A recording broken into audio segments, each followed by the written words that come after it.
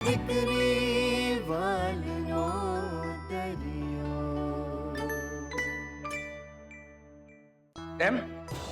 તો મને જરા જણાવશો પપ્પા કે કોના કોના ફોન આવ્યા હતા, કે પછી માત્ર રાઘવ કાકાએ તમને ફોન કરીને આખો રિપોર્ટ જણાવ્યો? હા, એમાં ખોટું શું છે? અરે માણસ જ ખોટો છે પપ્પા. નક્કી કઈ મીઠું મરચું ભભરાવીને જ તમને રિપોર્ટ આપ્યો હશે. ને આમ પણ એના રાહુલનું પરાક્રમ કિંજલે ઉગાડું પાડેલું એટલે એને ચાન્સ મળી ગયો. અને શું લાગે છે હું એટલો કાચા કાનનો છું? અને કોની એ 3% ચાપલુસ માણસ રાઘવની વાત હું માની લઉં એમ? જરા પણ નહીં. મેં અને પદ્માએ બંને જણાએ ટીવી પર બધું જોયું છે એટલે પૂછું છું. બોલો, સાચું શું છે અને ખોટું શું છે? અંકલ, કિંજલની સાઈડથી કહું તો સાવ ખોટું છે. ગઈકાલે અમે બધાએ મૂવીનો પ્લાન બનાવ્યો હતો. જ્યારે હું કિંજલને લેવા દુકાને ગયો હતો ત્યારે બાબુલાલ નામનો એક મવાલી એની છેડતી કરતો હતો અને મારી એની સાથે ઝપાઝપી થઈ ગઈ.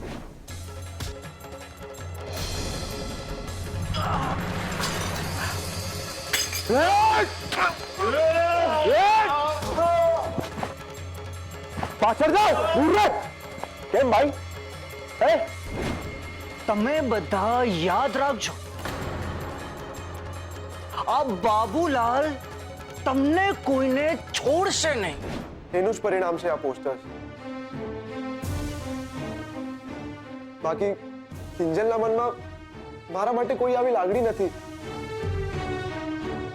અંકલ, તમે કહો, એના સોગંદ ખાઈને કહું છું. તું કહે છે તો એવું હશે, પણ મારા માટે આ પ્રતિષ્ઠાનો પ્રશ્ન બની ગયો છે.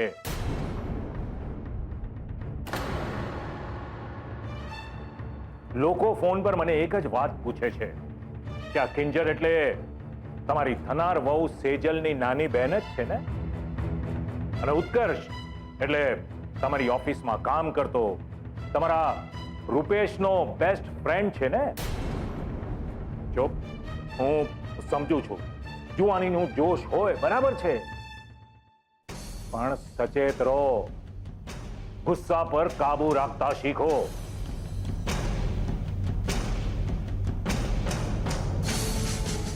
વહેલામાં વહેલી તકે આ વાત પર પડદો પડી જવો જોઈએ. ઠીક છે?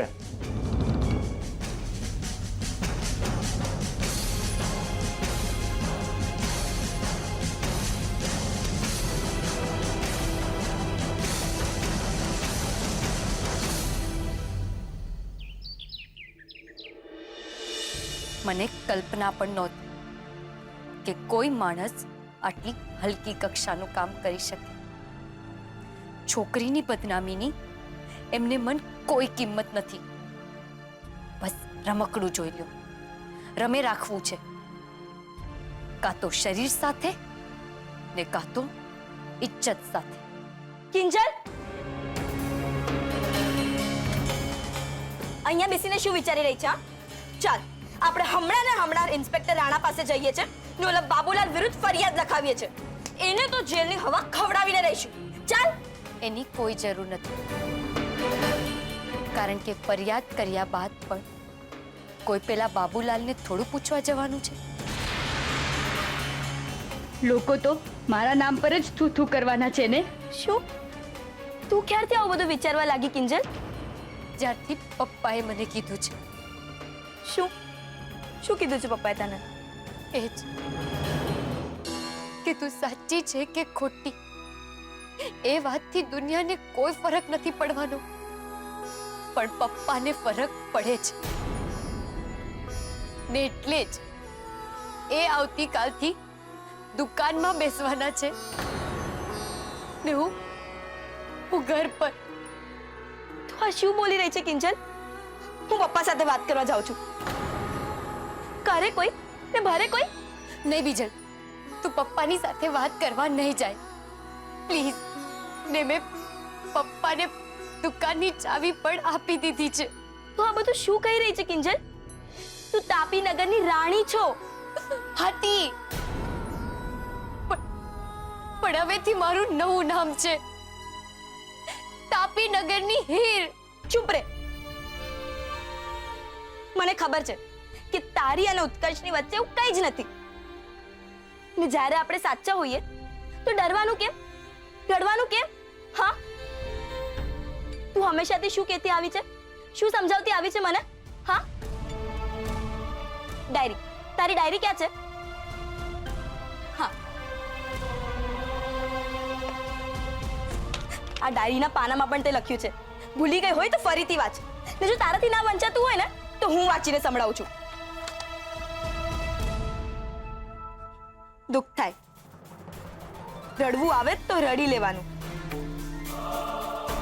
પણ પછી રડતા નહીં રહેવાનું, પછી તો લડી લેવાનું. ને ત્યાં સુધી લડવાનું જ્યાં સુધી તમારી આંખના આંસુ તમારા હોઠનું સ્મિત ના બની જાય. કિંજલ, તે જ લખ્યું છે ને આ બધું? તો પછી કિંજલ ચાલ મારી સાથે. નહીં, મારાથી નહીં થાય. કારણ કે આ વખતે વાત ફક્ત મારા સ્મિતની નથી, પણ પપ્પાના વિશ્વાસની પણ છે. ને જે હું ગુમાવી ચૂકી છું. નહીં કિંજલ, આપણે તારી સ્મિતની સાથે સાથે પપ્પાનો વિશ્વાસ પણ જીતી બતાવીશું. હું તારો સાથ આપીશ. તું પ્લીઝ રડ નહીં. પ્લીઝ નહીં રડ.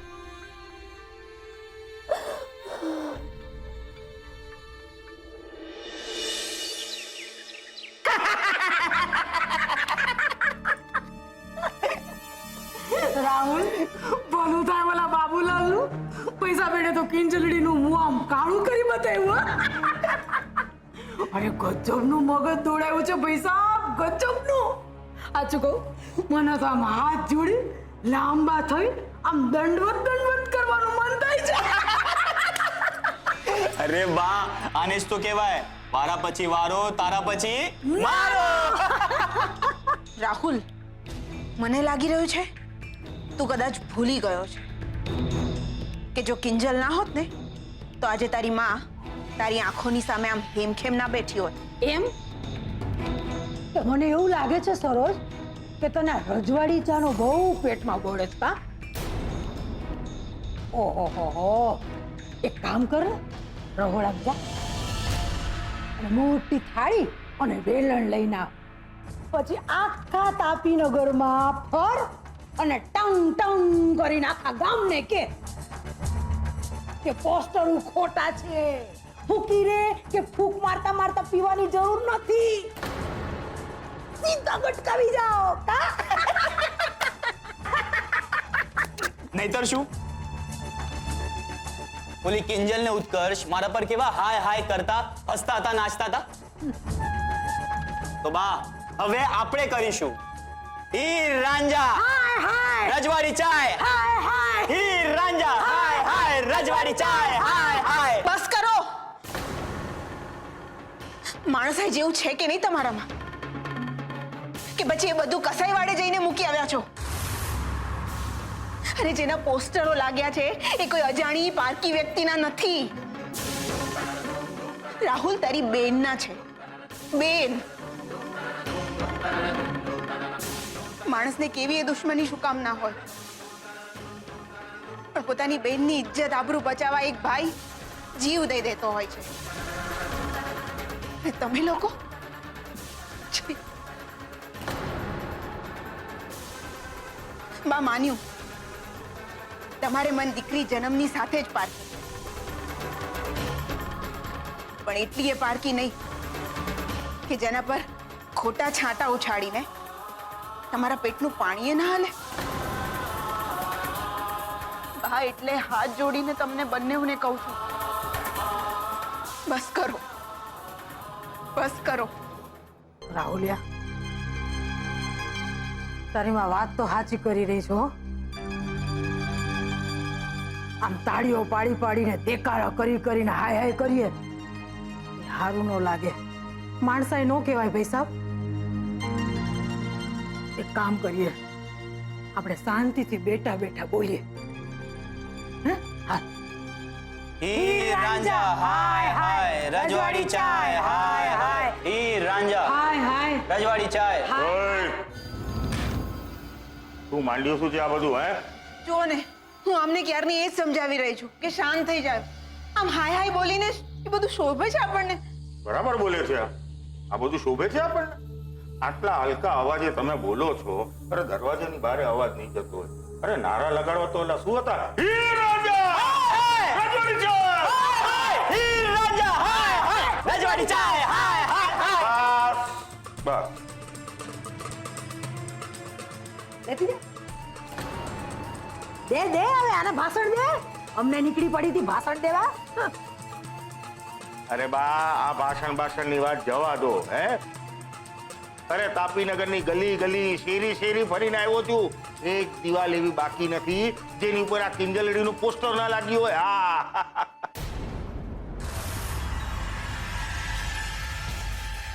હાય હાય શું કહો છો? આપણે ભીમજી ઓદાના કાનમાં ફૂંક મારી દઈએ. ના તો પછી હમણાં કરશે કે મને કીધું કા નહીં. હવે રેવા દો ને બા. આ ભીમજી દાદા શું કે છે? હે, સુરતમાં કોના ઘરે કેટલી રાઈનો વગાર થાય છે એ એમને રાજકોટમાં બેઠા બેઠા ખબર પડી જાય છે. હે,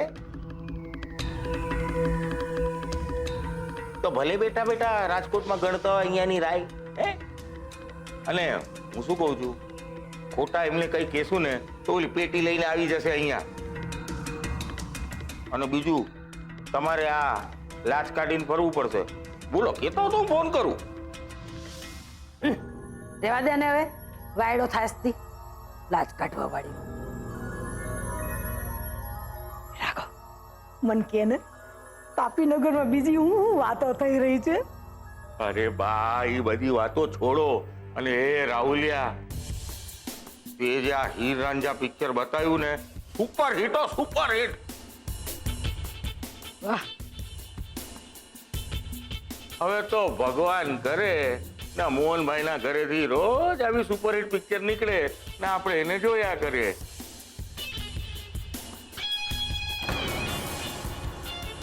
અને આપણા ઘરે સુરતનું જમણ ત્યાં ભલે થતું હોય કાશીનું મરણ. હે,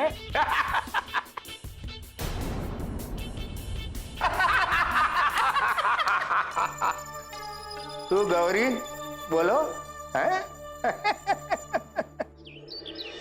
આપણે જેને પ્રેમ કરતા હોઈએ ને, એની ભૂખ, તરસ, એના દુઃખ, એની દરેક તકલીફની આપણા જીવન પર અસર થતી જ હોય છે. પણ એ તકલીફ જ્યારે બદનામીનું રૂપ લઈ લે ને, ત્યારે આપણે આપણા લીધેલા નિર્ણય ઉપર ફરીથી એકવાર વિચાર કરવાની જરૂર હોય છે બેટા. એટલે તું કહેવા શું માંગે છે મમ્મી? કે ઉત્કર્ષ પોતાના પ્રેમને ભૂલી જાય, કિંજલને એકલી મૂકી દે, દુનિયા સામે લડવા, બદનામી સહેવા? હું એમ નથી કહેતી. હું માત્ર એટલું જ કહેવા માંગુ છું કે હજી તો ઉત્કર્ષે કિંજલને પોતાના મનની વાત કરી પણ નથી, અને તોય આટલો મોટો હોબાળો થઈ ગયો છે. હવે જો ઉત્કર્ષ કહેશે કે કિંજલને ખરેખર પ્રેમ કરે છે, તો કિંજલ દુનિયાની નજરમાં ખોટી નહીં ઠરે. પણ મમ્મી, કોઈના કરેલા નાટકના કારણે ઉત્કર્ષ શું કામ કિંજલને ભૂલે? કારણ કે એક છોકરી માટે એની ઇજ્જત અને એક છોકરા માટે એનું ચારિત્ર્ય સૌથી મહત્વના હોય છે. અને આ પોસ્ટર પ્રકરણના કારણે વાત હવે જરા વધી ગઈ છે બેટા. ને આ બધામાં મોહનભાઈની શી હાલત થઈ હશે એનો તમે વિચાર કર્યો છે? જો બેટા, આ વાત મેં તારા અંકલની સામે એટલે ના કરી કેમ કે હું એમનો સ્વભાવ જાણું છું.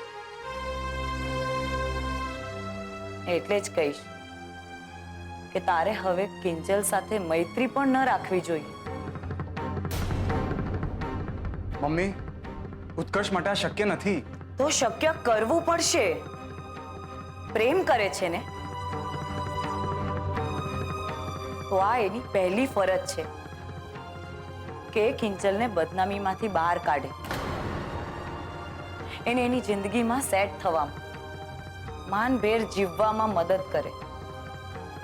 ઉત્કર્ષ, બેટા તારા પગલા પાછા લઈ લે. ક્યાંક એવું ન થાય કે તારો આ પ્રેમ જ તારા પ્રેમ માટે અભિશાપ સાબિત થાય.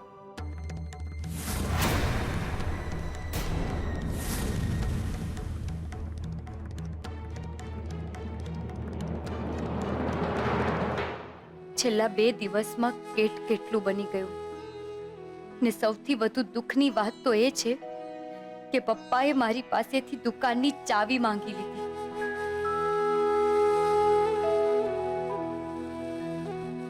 એ ચાવી પપ્પાનો ભરોસો હતો મારા પરનો ને મારા માટે પપ્પાનું સપનું પૂરું કરવાનો રસ્તો. મને સમજાતું નથી કે હવે હું શું કરીશ. આ બધા ઝઘડાનું મૂળ ઓલો બાબુલાલ જ છે. જો એ દુકાને ના આવ્યો હોત તો આવું કંઈ થયું જ ના હોત.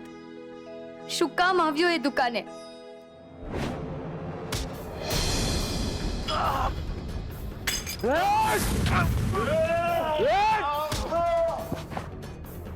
પાછળ જાઓ. દૂર રહે. કેમ ભાઈ? હે? તમે બધા યાદ રાખજો, આ બાબુલાલ તમને કોઈને છોડશે નહીં.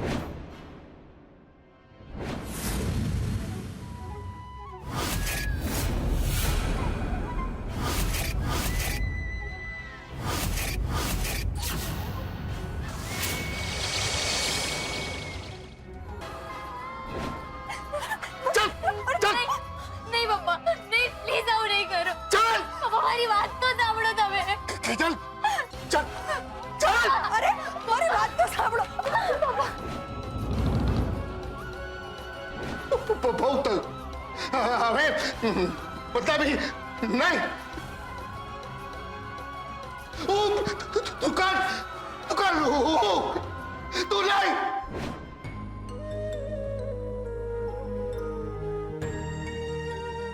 શું ચાની દુકાન ચલાવવાનો મારો નિર્ણય મારી ભૂલ હતી કે પછી ઉત્કર્ષ સાથેની મારી મૈત્રી મારી ભૂલ હતી?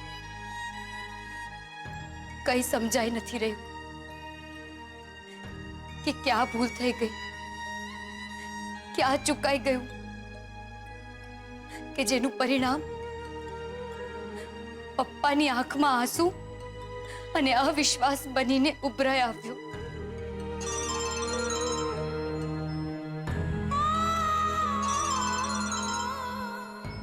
આટલું થઈ ગયા પછી મારે તારી સાથે વાત કરવી જોઈએ કે નહીં? કન્ફ્યુઝ છું. પણ પપ્પાનો વિશ્વાસ જીતવા જો મારે અટકવું પડે ને તો મને માફ કરજે દોસ્ત. મને ખબર છે કિંજલ, મારો ફોન ઉપાડતા પહેલા તું પણ ઘણી બધી મૂંઝવણ અનુભવતી હોઈશ. પણ એક વાત તો ચોક્કસ છે, જો મારી લાગણીઓ તારા માટે અભિશાપ સાબિત થતી હોય તો એ મારી ફરજ છે કે હું તને એ અભિશાપમાંથી મુક્તિ અપાવું. મને મારી તરફથી પાછળ પગલું લેવાનું કબૂલ છે, પણ તારી હાર નહીં. હું તને હારવા નહીં દઉં કિંજલ, તને હારવા નહીં દઉં.